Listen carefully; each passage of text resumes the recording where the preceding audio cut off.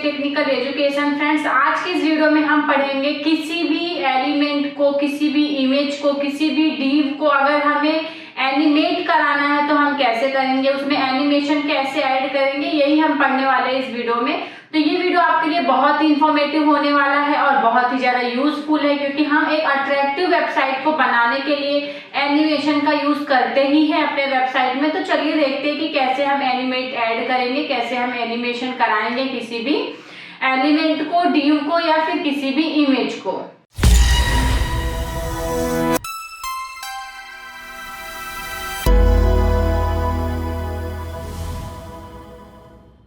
तो यहाँ पे देखिए मैंने लिखा हुआ है CSS एनिमेशन। इसका मैंने कुछ प्रॉपर्टीज वगैरह, जो भी डिफिनीशन वगैरह है, वो सारी चीज जो आपको इंटरव्यू में यूज आएगी, ये हमने लिखा हुआ है। तो आपको चाहिए तो आप लोग यहाँ से डिव पे या फिर कहीं पे भी, तो वहां पे मुझे सबसे पहले एनिमेशन का नेम देना पड़ता है, एक नेम स्पेसिफाई करना पड़ता है उनका। हम नेम कुछ भी दे सकते हैं।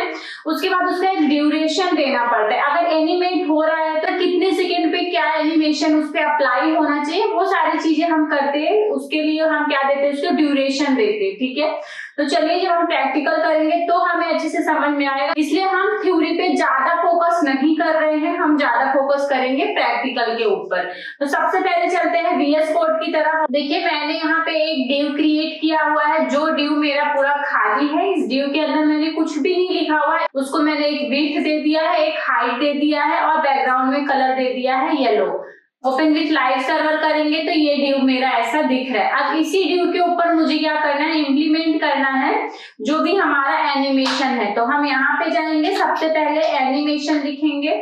तो मैंने आपको बोला था हमें एक एनिमेशन को नेम देना पड़ेगा। हम नेम कुछ भी दे सकते हैं, तो मैं सैंपल दे देती हूँ, आपको मन करेगा तो अपना नाम कुछ भी दे सकते हैं। नेम कुछ ऐसा यहाँ पे ये नहीं कि सिर्फ सैंपल ही देना है, फिर कुछ कीवर्ड्स नहीं है इनके, जो भी आपको देना है आप नेम अपने हिसाब से दे सकते हैं। ड्यूरेशन देना है तो मैं 3 सेकेंड दे देती हूँ, आप अपने अकॉर्डिंगली जो भी देना है दे सकते हैं। ये मेरा यहाँ पे मैंने इसको इसी डिव को एक एनिमेशन नेम दे दिया और इसे ड्यूरेशन बता दिया। लेकिन अब हमने यहाँ पे क्या देखा था, @, की फ्रेम्स रूल, ये मेरा मेन यूज होता है यहाँ पे। यहीं पे हम क्या करते हैं, इसका ही मेन यूज करते हैं एनिमेशन के लिए। मैंने नेम दे दिया, उसको ड्यूरेशन बता दिया, अब मैं इसका यूज करूंगी। तो सबसे पहले मुझे यहाँ पे आना है, ये जो डिव है, डिव का जो ब्रैकेट ऑन और ऑफ था उसके बाहर यहाँ पे लिखना @, की फ्रेम।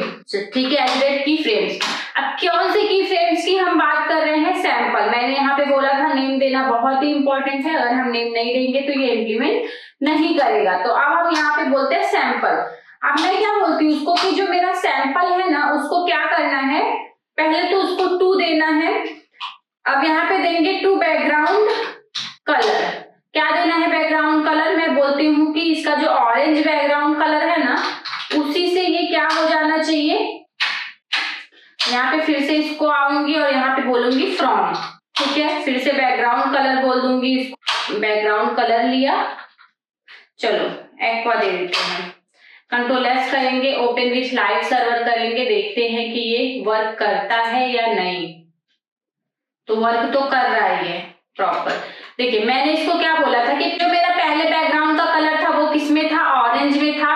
फिर मैं यहाँ पे जैसे ही इसको रिलोड करूंगी ना, तो आपको दिखेगा चेंज होता दिख रहा है, एक्वा हो रहा है ये। मतलब ये यहाँ से स्टार्ट कर रहा है कलर चेंज करना, ये कलर से ये किस में चेंज कर रहा है, ऑरेंज में। अब ये ऑरेंज को अगर दूसरा कलर देंगे तो हम देखेंगे। चलिए Ctrl+S करते हैं, अब देखेंगे। रिलोड किया, समझा आपको। सेकेंड बहुत ही कम दी हूँ, इसलिए आपको ना थोड़ा कंफ्यूजन भी हो सकता है, तो मैं यहाँ पे 8 सेकेंड दे देती हूँ।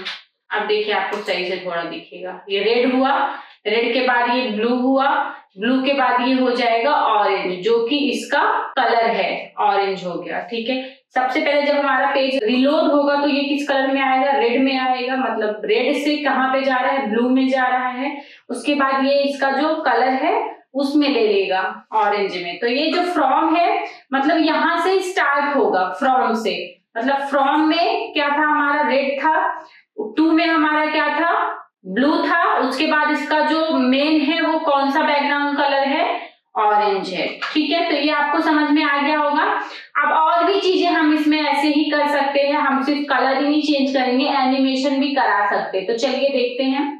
ये इस चीज को मैं यहाँ पे कर देती हूँ कमेंट, कॉपी कर लेंगे इसे।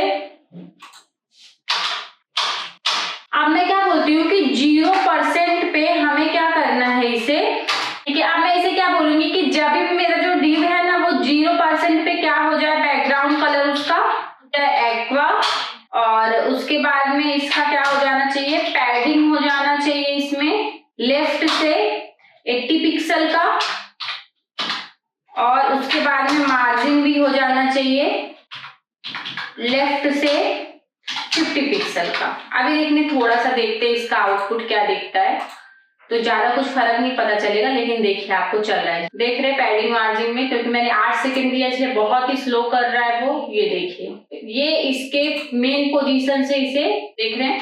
तो अभी से अगर हम थोड़ा सेकंड कम देंगे ना, जैसे मैंने इसको दे दिया 5 सेकंड, तो वो जो इतना धीरे प्रोसेस कर रहा था ना थोड़ा फास्ट हो जाएगा। देखिए देख रहे हैं। अब मैं इसे बोलती हूँ कि 5 ही नहीं 2 आ जाए 2 सेकंड पे, देख रहे थोड़ा ये फास्ट हो रहा है, ठीक है।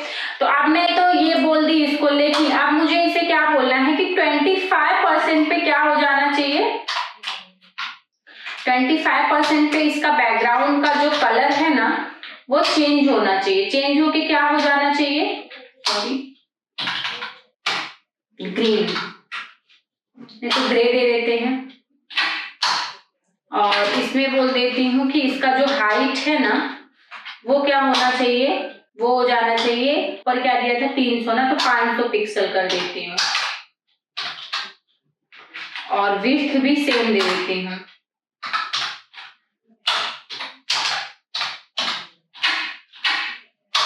और उसके बाद 50% क्या करना है, इसे बैकग्राउंड कलर दे देना है ब्राउन, और इसे हाइट देना है 100 पिक्सल,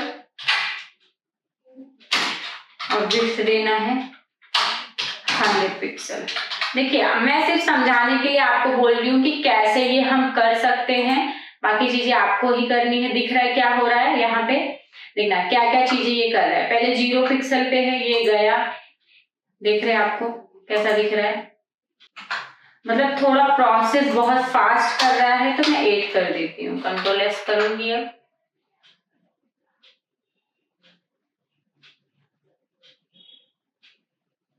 दिख रहा है, लास्ट में मैंने यहाँ पे क्या दिया था 100 पिक्सल दे दिया था हाइट विड्थ, तो इसलिए देखना क्या करेगा, पहले बड़ा किया इसको, फिर ये हाइट वो एकदम छोटा किया, फिर ये अपने पोजीशन पे आ गया जो इस डिव का पोजीशन था, ठीक है। अब मुझे क्या करना है, यहाँ पे आती हूँ यहाँ पे और इसको बोलती हूँ कि 75% क्या करना है, इसे बैकग्राउंड कलर इसका दे देना है, चलो ब्लू दे देती हूँ, अभी तक ब्लू नहीं हुई है, ब्लू दे देते हैं। और बोल देती हूँ ना कि इसको जो मार्जिन है ना टॉप से लेके कर देना है 80 पिक्सल, देखना नीचे आएगा ये, और हाइट क्या कर देना है इसका 400 पिक्सल, विड्थ कर देना है 400 पिक्सल, कंट्रोल एस करना है, ओपन विथ लाइट सर्वर करेंगे।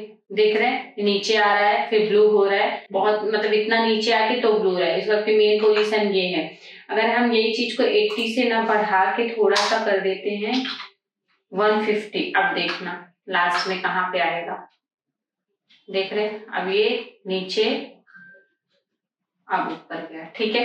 तो ये हमारा एनिमेशन होता है। तो एनिमेशन के लिए हम क्या करते हैं, ऐसे यूज करते हैं एज रेड की फ्रेम, फिर उसका क्या करेंगे हम वहां पे एनिमेशन का नेम देंगे, ड्यूरेशन, वो सारी चीजें हम किस में करेंगे, जो भी हमारा एलिमेंट होगा डी होगा उसी में मैं उसे क्या कर दूंगी एनिमेशन का नेम दे दूंगी और इसका ड्यूरेशन दे दूंगी। उसके बाद की फ्रेम रूल का यूज करके हम इसे ऐसे ही एनिमेट कर सकते हैं। तो हमारा जैसे हमने अभी डिव के लिए किया, आप इमेज के लिए कर सकते हैं, आप या फिर किसी भी एलिमेंट के लिए कर सकते हैं, तो वो आप सारी चीजें कर सकते हैं, लेकिन रूल इसका यही है।